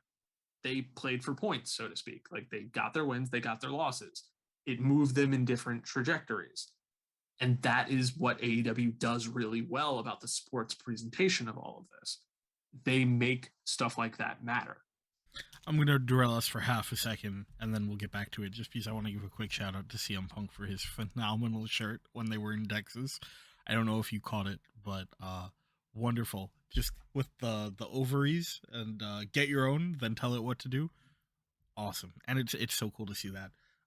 But, back on track. Yes, you're correct, Joe. That is a very good point. the sports presentation that they've taken on, that they've made such a big part of their kayfabe, which I'd like to talk about in a minute, has really set them apart as a unique product that feeds into the fandom that they've brought over from New Japan, um, while also being very accessible to the American pro wrestling fan who maybe has only watched WWE, maybe like WWE and NXT. And so now you have this show that does, lean a little more towards the other side, but tries to provide you with all the tools you need in order to understand what that means and why. We keep saying that though. I keep bringing up at least this whole like the companies in kayfabe, right?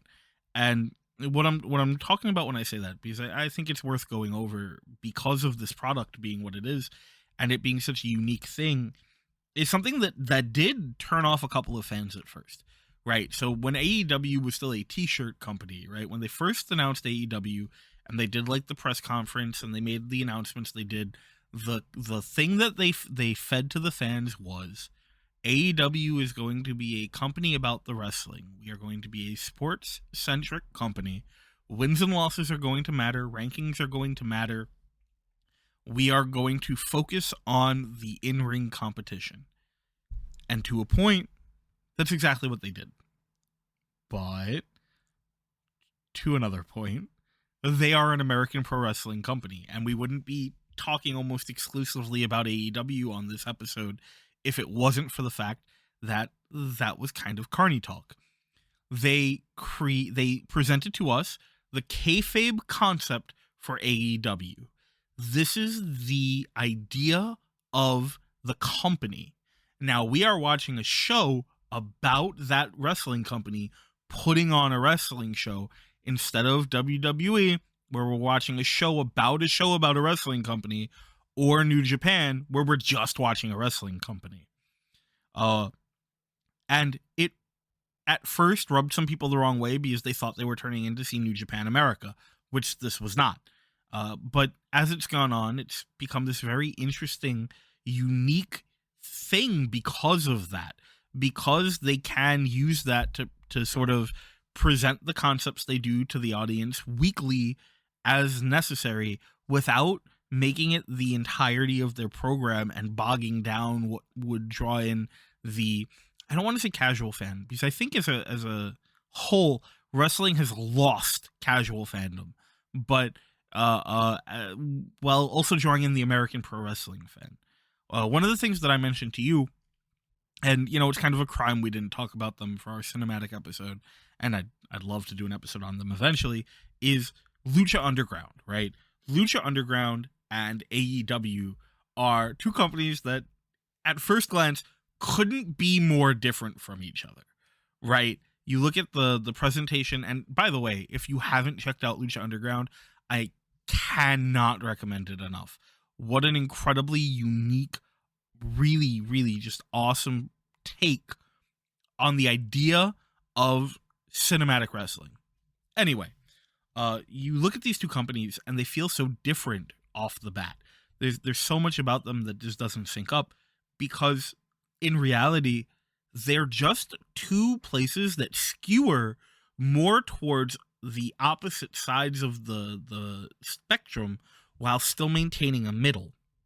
Where Lucha Underground is sort of the fictional wrestling company, right? These are guys who the show follows these characters and their travails in this fictional underground wrestling company. AEW is the non-fictional version of this. This is the show about the guys who work for an official licensed wrestling company. And it's really interesting to see not just where they're different, but the places where they overlap, right? Where you can have these characters who are bigger and louder than you'd see in like New Japan, with very few exceptions. But you can still be guaranteed good matches almost consistently across the board with high level talent. And where Lucha Underground didn't really do nuance and subtlety, its storylines were loud and very much harkened back to like telenovelas. You have AEW, which is the opposite. It's the show about a sports show, and it's all about the nuance and the subtlety, and it's very much sports centric. And part of that is about knowing your audience, right? Who is this for? Where New Japan, it's for people that are tuning in to watch a sport. If the WWE is sports entertainment, it's for people who want to see a show, a show about a wrestling show. For Lucha Underground, it's for people who might watch telenovelas but want to see it in a different light. And for AEW, it's for people who have maybe been burned by some of these other products, who have looked at it and said, yeah, I want my wrestling to be taken more seriously.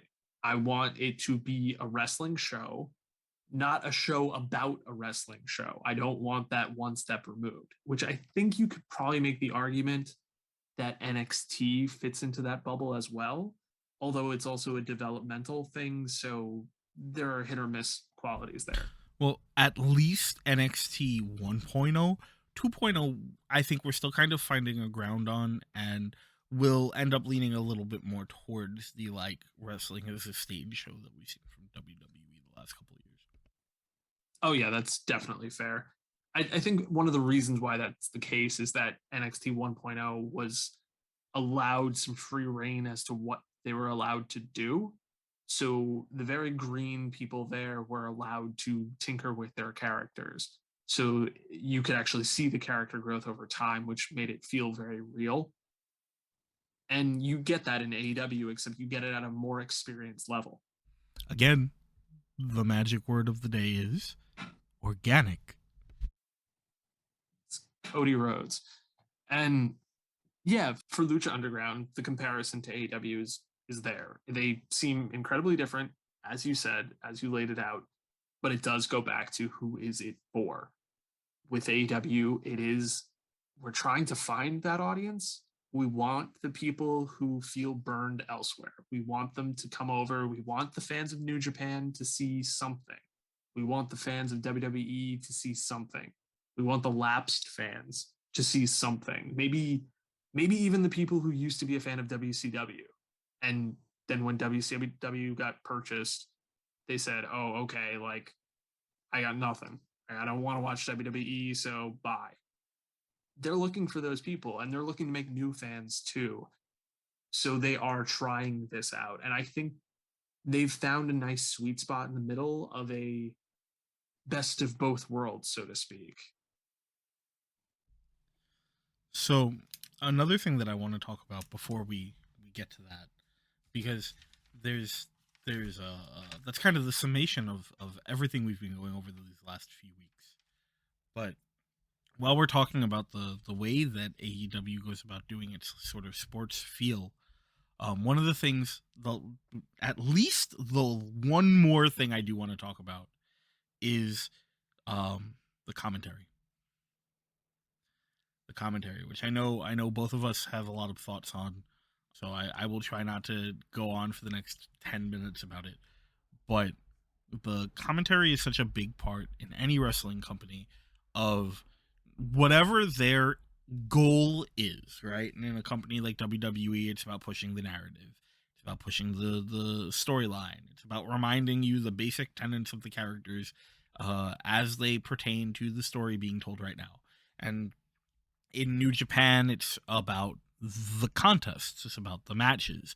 It's about trying to help you as a fan understand the nuances of who is in the ring and why the match they're wrestling matters to them beyond it's a match and you want to win because you're an athlete. And AEW kind of has to hit that middle ground running, really. And I think they do. I think they do for the most part. Now, AEW has several different shows with different commentary teams. So I'm going to single out a couple of people where I think I made the list and it was 5. Specifically, it's Excalibur, Taz, JR, Shivani, and I'm going to put Jericho on the list, even though he's mixed one because he's still technically active. That's fine. I think those 5 in particular are talented in specific ways due to their unique experiences. So they can highlight why people are doing things in the ring to achieve specific goals. For instance, winning a match, which is the be all end all of a match in any company. But when you're in a company with the sports feel that's trying to say wins and losses matter, winning a match is important. And if you're not trying to win a match, like the Kingston Punk match where Kingston is on his crusade against Punk, okay, that's also a unique take that the commentary team needs to represent. So JR and Shivani are the ones that are more talented when it comes to that storytelling. The idea of here's characters that are doing things and here's why they're doing it. They can comment on the match, they can comment on the in ring work. They both have seen so much of it over their careers that, of course, they know it, they get it, right? And you've commented before, there are times in JR's career where JR hasn't always brought it, but when he does, he's the best by far, bar none. Okay. Then you jump over to Excalibur, who is maybe the most middle of the road of everybody here. This is not to speak ill of Excalibur whatsoever. I just mean he walks the line in the middle where he is able to do both. He can tell you the story if he needs to. He can comment on the ring work when he needs to. He balances out whoever's sitting next to him, which is why he normally sits with everybody else. He's the one guy out of them who can work with the rest of them, I think, evenly, no matter what. And just for a moment, because as a person who grew up not just with like WWF and WCW and whatever, and was like big on the indie wrestling stuff for a long time, it's so great seeing Excalibur getting this sort of opportunity and really crushing it because of exactly what you said. He is so good at filling whatever role he needs to fill and at being the connecting bridge from the other guys who are at that table, because of all the names you've gone over, right? You mentioned Taz, JR, Tony, and Chris Jericho. The one thing they all have in common is these are guys who have been doing this for a very long time. And they're guys who were introduced and learned and understood the workings of the business in a time where things were very different. And on major platforms for most, if not their entire careers. And then you look at Excalibur, and he has this like dearth of knowledge that comes from his involvement in the independent wrestling scene and the way that he can pick out wrestling history, which is really cool. And he doesn't do it so much anymore, which is fine because there's so much more to focus on. But you get these really cool situations where sometimes he can just like throw a wrestling fact at you that's relevant to like a move that's happening or about an indie talent formerly indie talent in the ring. And it's such a unique thing that we don't see anywhere else, which is really great. And then also, just like I said, as an indie wrestling fan in the early 2000s, man, Excalibur on weekly TV is just so fucking cool. Yeah, and you have JR and Shivani, who are legends at what they do. They're veterans. Then you have Jericho and Taz, who are wrestling in ring veterans. And then you have Excalibur, who's a nerd. He's a nerd. He's the guy who's like, oh, I've watched this. I've been a part of it. I know a whole bunch of things. So when you have JR or Shivani being like, I don't know the name of that move, but like, I know what it does. And Excalibur could be like, well, I know the name of the move. I know where it originated. I know who did it first. I can tell you where they learned it. I can tell you how long they've been doing it. Cool. I can compliment what you've been saying, right? And then when you have somebody like Taz or Jericho who's out there who have these larger personalities, but they have, in a different way, unique perspectives on how wrestling matches go. Okay, Excalibur flips his role. He goes into the, oh, okay, well, you guys are talking about what's happening bell to bell now. I can go in and tell you, well, here's where this person came from. Here's why this is important. Here's all of this stuff, and fill in the gaps of the story. So he complements them either way. So I'm generally not a fan of the three-man booth. Growing up on WWF, I had two-man booths of either JR and King or Cole and Taz, Cole and JR at times. Like that's typically what I saw. So to switch to a three-man booth, WWE does three-man booths now that I'm not a fan of because it's a lot of talking over one another, redundant personality types, things like that. Well, the other issue I feel like comes from the three-man booth in WWE is again a byproduct of their product, because these characters are such characters. You end up inevitably with these characters pushing over each other, and so you just have what sometimes feels like a mad dash to just sort of throw themselves on top of each other. And not always directly. Like obviously you've got the like Corey Graves, Michael Cole stuff that goes on, and then you've got like sometimes maybe not recently, but back in the day you also had like Booker T on the table. So you'd have like Booker T, here's this factoid that maybe isn't right, and then Michael Cole being like, maybe this, and then Corey Graves is like, fuck you, Michael Cole, and then Well, the whole thing just sort of devolves. yeah, because they have to elevator pitch. They have to elevator pitch everything the entire match, and not just regarding the match, regarding the rest of the show and what's going on Twitter or social media or this upcoming thing. Maybe there's an ad break. All of this stuff they have to do, and they have to do that in AEW too, but not with the elevator pitching because that's done elsewhere. They can just put in snippets. One sentence is enough, so they don't have to talk over one another. They can let it breathe. And that's something that JR knows how to do, Shivani knows how to do, and the others maybe they don't know how to do it as much, but they can play off of one another in respectful ways, in ways that like they haven't compared to WWE and the way those announced teams work. AEW is their saints. They are the most respectful people in the entire planet. And I'm not going to say it's perfect all the time. Obviously, you have moments of Jericho screaming and Taz fumbling words and JR not caring and Shivani being like, I don't know what's going on. And Excalibur being like, oh God, what am I doing here? It happens. I understand, especially growing pains in earlier days. But now, the way that they have these things set up, you can watch a match from this week, just as an example, the submission match between Ty Conti and Penelope Ford, and you have Taz on the desk, and he's talking about how they're set up to do a move off the top rope. And he doesn't it's not that he doesn't understand. He said that he did not foresee this type of circumstance happening in a match like this because it's a submission match. So why would you be on the top rope where you can't win or lose? So it doesn't make any sense to be up there. This is high risk for no reason. And he's not saying high risk is bad. He's saying this particular match type does not advocate for that type of maneuver. And so he's saying from an experienced perspective, hey, you, the audience, look at this that you think is cool.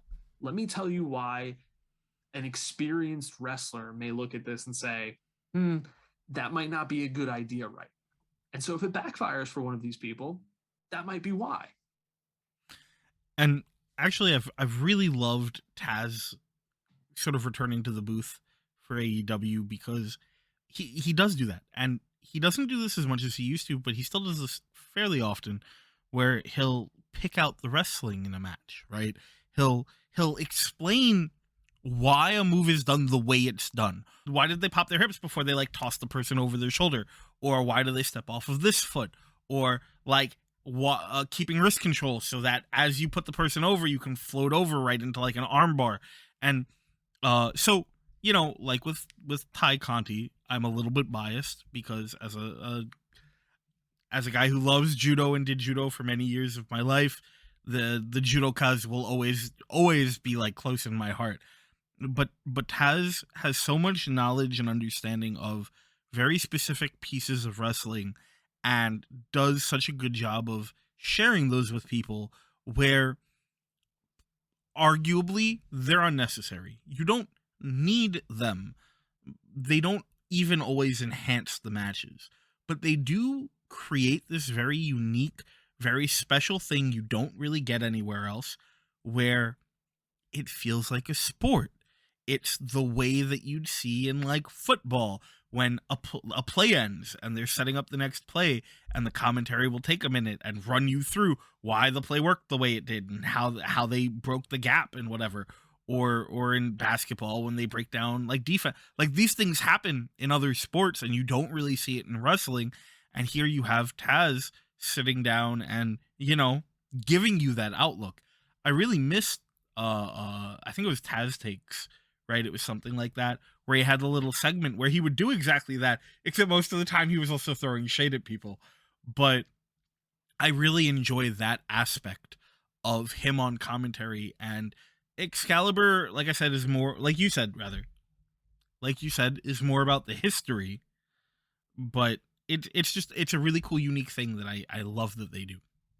And it is another great example of AEW sort of blending together wrestling as a sport and wrestling as a stage show. They have found a way to make their audience part of the show, not by turning them into extras like pure staged cinematic filmed in front of a live studio audience wrestling, but and not by denying them the right to cheer for who they want, but also not by making it strictly an athletic contest. They give you reasons to care about their characters organically, and then also provide you with their specific types of talent and enhance them through the cinema style of wrestling. Ultimately, I think that we've spent 3 episodes talking about these different takes on how you can do wrestling, how you can present wrestling as a product. And I mean, they all have their pros, they all have their cons. I wouldn't inherently say any are better than any else. Although I will say that some are harder to pull off than others. I think for me, the reason that this is such a important topic for us to have spent so much time covering, and maybe even to come back to at some point, is wrestling is this really unique, really special thing that isn't like anything else. It's not like TV shows. It's not like sports. It's not like stage plays. There's this very different concept that lives in wrestling that presents to you not just actors playing roles that at the end of 2 hours or at the end of a season will walk away until the next time that they're ready to film. These are living, breathing beings, whether they be as talent, as props, as whatever you want to call them.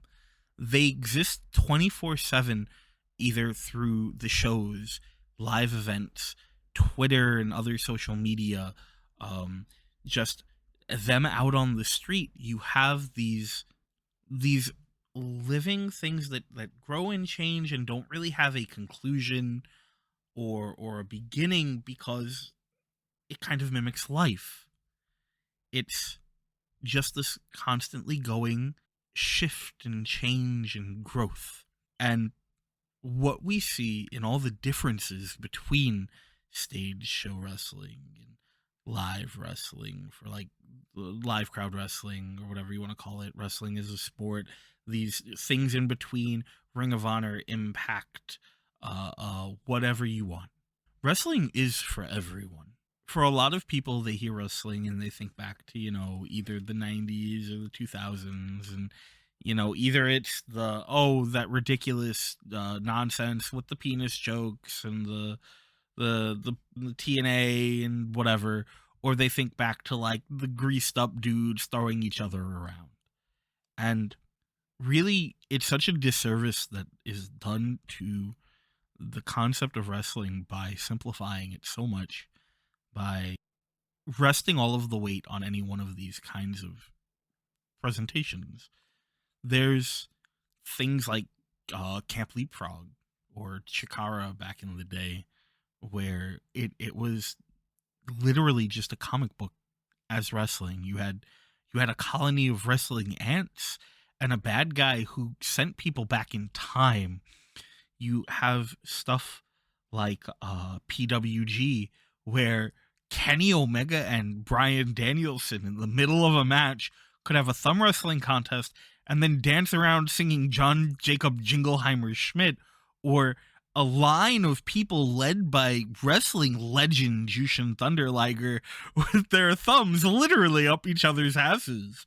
You could have Ring of Honor and pure wrestling, where it is the closest thing you could possibly get to a real like sport presentation, where you have this short time limit and a limited number of rope breaks, and it's all about that technique. You have things like New Japan. You can go to Impact and you'll see demons and like man, there's so much, and I could spend my entire life trying to explain some of the most amazing parts of wrestling, from like the Undead Wizard to the nerd who came out to an Undertale homage video and then was dressed as Sans, to a guy who is pretty much just the wrestling equivalent of a A-list movie star in Okada, and it still wouldn't be enough. Wrestling can give you anything that you want from it as long as you find the right product. And I think that's really what this has been about. And I think that's really cool. The only thing I could possibly add to that is its storytelling, right? I've said numerous times that that's what I'm in it for. I enjoy stories. I like reading books. I like watching movies, comic books, totally into it too. Even video games are getting way better at telling these stories. And I appreciate all of them because so many of them are unique, little details. But what it comes down to is you have conflict between characters. You have, and that could be as simple as one of them wants to win a match and the other one is standing in their way. And it could jump all the way up to, as you said, demons and fiends and all this stuff, long lost brothers returning and all these crazy soap opera things. Yeah, I get it. I get it. And I love it and I'm here for it and I'm interested in it. The last thing I'll say, and then we'll, sign off for this episode, is I can confidently say that because of the medium that is wrestling and the way that it portrays all these things, and just the long-term investment you can put in it, I have had more emotional moments in wrestling, be they happy or angry or sad, than in any other form of media. And I'm not the guy who cries over everything or whatever, but there are definitely times throughout history that I've watched, read, played something, and it's hit me. But few things can get from me the kind of emotional reaction that watching The Undertaker retire Shawn Michaels gets, or that one time when we were all sitting at my apartment and we watched what at the time we believed to be the last time we'd ever see The Undertaker, or Hangman Adam Page winning the championship. And there are so many moments that are just these passionate payoffs and mean so much. That's why I love wrestling, and especially why I appreciate AEW for bringing back something that I didn't think I'd ever get again. With that, I think that's going to probably do it for tonight. We're going to be taking the next 2 weeks off for Christmas and the New Year, but we'll be back January 10th, rested, rejuvenated, and ready to have some more wrestling conversations. Until then, thank you so much for listening and caring enough about us and the sport of wrestling to hear what we have to say. The sometimes sport of wrestling to hear what we have to say.